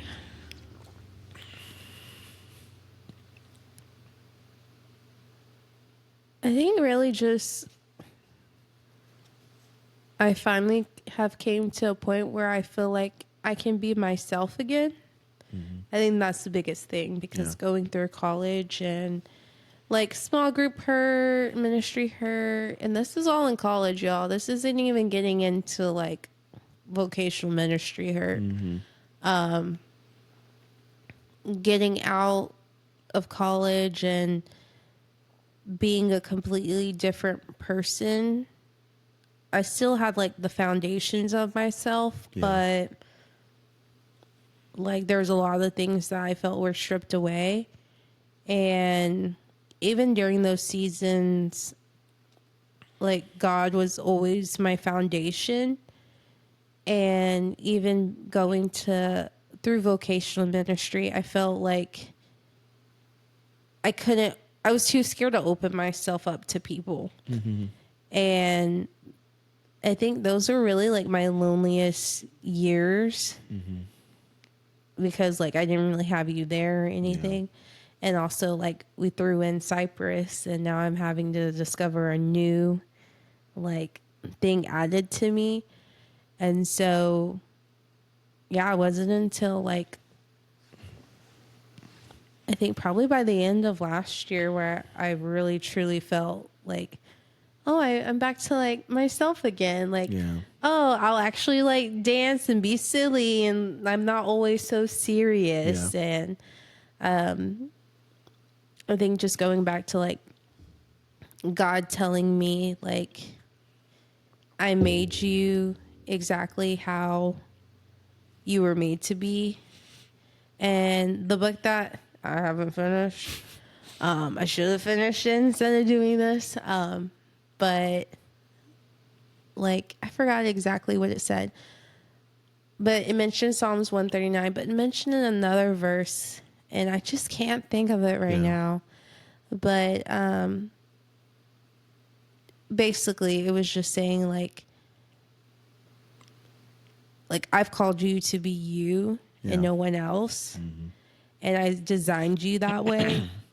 So feeling like now I can be myself and be Cheyanne. Yeah. I think what I still struggle with is the feeling, because of my uniqueness, and then also like trailblazing, a lot of times I can feel like isolated and lonely, which is why I am so consistent about texting people just to like check up or doing things, because like I do feel connected in the body of Christ, but when it comes to like situations like of how I'm feeling and like understanding, I feel like I don't have that. And so those are like one of the things that like the enemy can use against me. But of course you have to combat it with the word and what God says about you. And I feel like he's continually like reminding me that. So yeah, I really think it's just like coming back to like being the person that he created me to be. All flaws and everything. But yeah. That's cool. No, I love that. Pretty much what it is. No, that's cool. I think that's the reality. I think even just a space like the things that we talk about, they're never just things that are just we just talk to talk about it. I'm not an expert. You're not an expert. The reality is like being able to provide a space where we can be real and say, hey, we're all growing together is such a huge thing. And you basically said that, like becoming more of like yourself, like this space, Stay Zealous, like it's a space for people to become like, do what you love to do and navigate like becoming authentic. And I think as we've had conversations about both of us being able to do what we love to do and trying to live the most authentic version of ourselves, and you know that that's always been my thing ever since we've met. Like I want people to be able to do that. It's like it's a two-step thing. Like if we're getting closer to purpose, it's a two-step thing. Like the first part is truly becoming authentic, becoming who you were created to be. And the other part is then doing what you love. And I think if we're able to do that, we can find ourselves in more and more opportunities to grow, connect with people, disciple people better, and be in those dynamics. And I remember one thing that's really been sitting on my mind, and it came up to what yours, and it's going to be similar to like the same question I asked you. Whenever I went up to residency, and you know this, that anytime I go, I always get some type of cool revelation or cool guidance to where God's calling me. And, you know, also you talked about being lonely. Like, of course, when you're in this place of trailblazing, I'm navigating a lot of things in my own mental space of like, what is this life, and what do they look like when no one else has done it before me? What does it look like? And growing up in different places and much more, like I have all these unique experiences, like, well, what does that actually look like? And I'm just trying to soak in and help other people live in their own as well. But every time I go up for residency for school, it's always a cool opportunity to learn something else and get closer and closer to what God is preparing me for, which obviously involves you and our family. And really what ended up happening that I was thinking about is a lot of the things that my professor was saying was like, hey, Ken, when you lead, when you do this and you have influence and things like that. And I wasn't taking it in a space of like, oh yeah, I'm gonna have 10,000 followers and blank, blank, and blank. I wasn't taking it like that. I was taking it as like, I feel like a lot of things that God is saying through my professor, the Holy Spirit is like prompting through this is just, I'm preparing you. I'm preparing you. I'm preparing you. Like that's just been the thing that's been sitting. And it's been constant season in my life where God's like, I'm preparing you. And the one thing God knows about me, and you know about me, is I can get impatient. And I'm having to navigate being patient in my life. And when you are not an impatient person, or when you are an impatient person and you're being taught in lessons how to be patient, which is one of the fruit of the Spirit, and having to really gain that and understand it, it's a difficult place to be. Excuse me. You're good. It's a difficult place to be, because what I'm having to do is learn how to slow down, learn how to sacrifice, learn how to be a better human being. Because at the end of the day, I can have the craziest vocational ministry, but it's still not going to be more important than you as my first ministry. So, like, if this is not done effectively, then I won't be able to lead other people effectively. And we see a lot of times where there are people that are leading, and then they start to lose what their first ministry was. And then as a result, they end up doing something, or something has happened, which ends up hurting more people in the long run. The K affairs and more issues, ethical issues. Absolutely. Like stuff like that happens because they lost sight of what was first and foremost relationship with God, and then their families, their significant other, and then everything that trickles it down. So I've been learning how to really be patient with where I'm going and be patient with myself. And I think one of the biggest things that I don't want to see is me like failing in the sense of leaving you behind, like going too far ahead and leaving you behind. I don't want to allow my kids to grow up in a place where their dad's not involved. I don't want to put you in a position where you have to feel like you're a single mom. I don't want to be in a position where when people were to look at our marriage, they're like, oh, they do a lot of cool things, but like, is his wife taken care of though? Like, these are things that when I hear like God is preparing me, it's way more than just Cam's going to school to get to where Cam's going to be. It's Cam overall is becoming a better human being. He's becoming more passionate about the things he needs to be passionate about, relationship with God, his marriage, like you, my kids, work, and then everything that trickles in after that. He's becoming more of himself, because as I become more like Christ, I can become more of my authentic self. And when I can do that, I can lead better because I'm growing, I'm becoming more like God. And as I'm doing that, I'm not trying to imposter syndrome my way into different scenarios. I'm just being Cam. And so this whole preparation thing encompassed like, God, you really are taking me somewhere, and I don't have to feel lonely. So when you mention feeling lonely, it's like, for me, I don't ever want to get to a place in my life and not look back and say I didn't get to fulfill everything I got to fulfill. I don't want to be like, Cam had a lot of potential, but he scrutinized it by falling into sin. His own pride took him out. His ego took him out. He didn't love his family well. Or his wife busted his knees. His wife busted his ACLs and took him out. Like, I don't want to live my legacy with any of those, especially the ACLs. It's funny because was it Taylor Madu? I was listening to Social Dallas from last week's, and she was like, if PR, Pastor Robert, were to ever do anything or have an affair on me, like, you'll see me in the Dallas news. Pastor's wife lit house on fire. It took over. That's funny. So yeah, I don't want my house burned down or anything like that.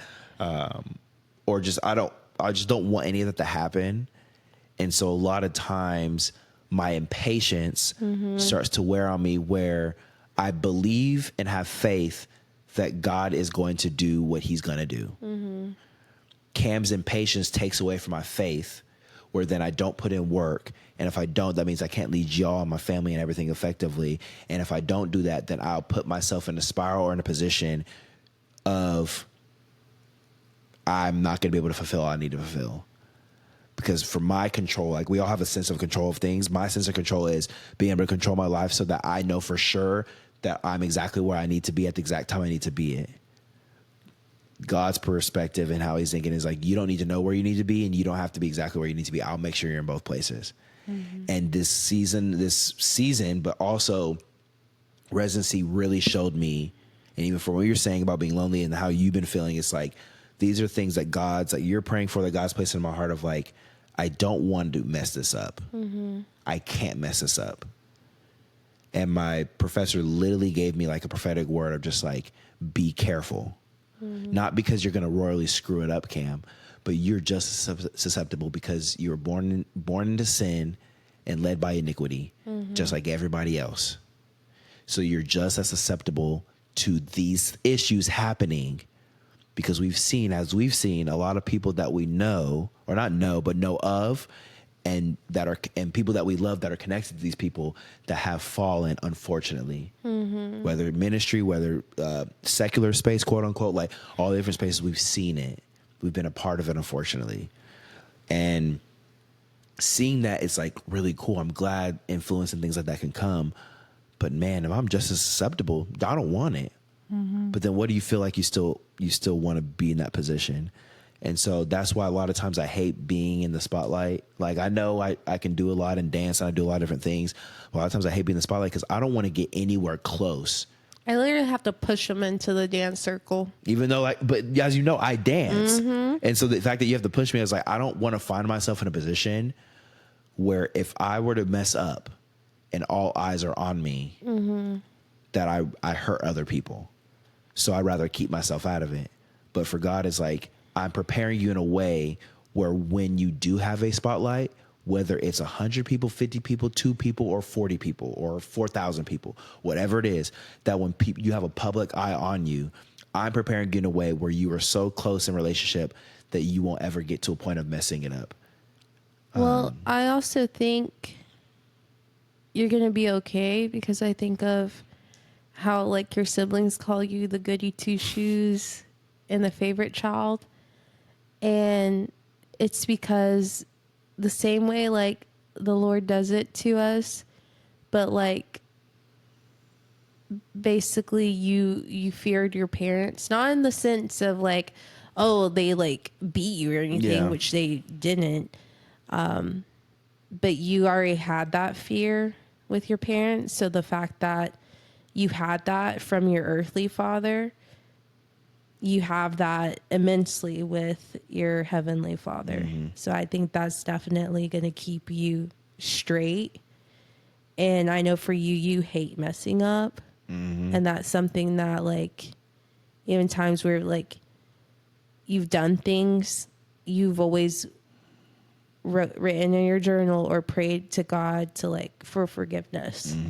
So I think you're going to be okay. I appreciate that. I love you. Love you too. You did the... I did. Really I did do the one? Gen Z. Man, ew. You're like, oh, we're literally in the cusp of it. No, I really do appreciate that. I don't want to mess it up. And I think this is part of both our journeys that we're figuring it out together. And it's going to be really good. I'm excited to do it with you. I'm glad you're the only person I'm going to be able to do it with. I'm glad we have our kids and we're navigating, we're figuring it out. We're imperfect people trying to become like the perfect one. And he's paved the way for us to become more and more like him every single day. And we're not always going to get it right, but that's where his grace comes into play, where we don't abuse it, but we actually get to live it out and be extremely thankful. Like, if we truly accept grace for what grace is, we will never take it for granted, because you realize that we didn't deserve nothing. And the fact that it's provided, it makes us look at God differently. And I think if we can do that with each other consistently, like, give us grace. And I know it's harder than not, because again, we have strong personalities that clash. Yeah, beat you up sometimes. But I definitely think God allowed us to be in position to be with each other so that it can blend well and be something really, really strong. And I always loved being unique and being different, as you know. But as much as that's really cool to be, it does get lonely. Like, people's like, oh, you do so many things. Yeah. It doesn't make it always great, because being one of a kind is really cool to think about doing. But then when you're actually doing it, you're like, that's crazy. No one else is like me. Yeah. And it's not that I'm doing everything that there's no one else like me. There's people similar. I have friends, like, we do similar things. We enjoy similar things. But, like, being a jack of all trades and kind of doing those things that we both fit in that bubbles for our families in certain ways, which is why both sides will say they're the favorites. And we both fit in that. I think it's cool, but it's also like, we can easily put shame on ourselves in a lot of different ways. So I appreciate your words. I think we're gonna make it. It's gonna be good. You with me to the grave. Yep. So we ain't going nowhere. And then I'm with Jesus forever. Jesus forever. Yeah. So I appreciate it. So you better cherish me now. I will. I do. I do. I know. You're like, put a stop. I love you, and everything. So, yeah, I think it's a good place for us to close it off. I know you want to either read or go straight to bed. I'm probably gonna go to bed. You're probably gonna go to bed, all right? Well, I didn't drink all my coffee. Oh my gosh! Did you drink any? How much you drank? I drank. Just put it in the fridge, right? Oh, you drank a good chunk. Probably put it in the fridge. No. No, it's not good. Okay. Well, yeah, love y'all. Appreciate y'all for jumping into our conversation and everything. And I think this is just as the realness. We have conversations like this literally all the time. And it's just it's like a train, and once it gets going, and we flowing, and then we cut it off, and then restart the next day. And then once this light turns off, I'm out. She is out. That is 100% true. But we love y'all so much. I appreciate every single one of y'all for tuning in, watching, supporting as well. Thank you for my wife being here, even though we're really going to see each other walk into the room as we literally go down the hallway. But y'all, stay the course. Be patient with yourself. Be patient where God has you, and do not rush into things. Every single one of y'all has a purpose. You love doing something, and only you can be the best version of yourself. So what we need to do, I myself included, Cheyanne, any of us, is stay the course. You do not have to rush. I'm figuring this out still in my 20s. Cheyanne's figuring this out in her 20s. But what I do know from mentors and people, do not rush. There is so much more life ahead than what was behind. So much more ahead. And I think we try to rush into things thinking that because this life is temporary, that if we don't get it done now, we won't be able to enjoy it. And if there's anything that I learned from my parents, you can enjoy a lot of life out of your youthful years. There's a lot more to enjoy and a lot more things to cherish. And it's just the process of life. So every single one of y'all, be patient, enjoy life. Enjoy doing what you're doing. Thank you for watching. And always, always, always stay zealous. Bye.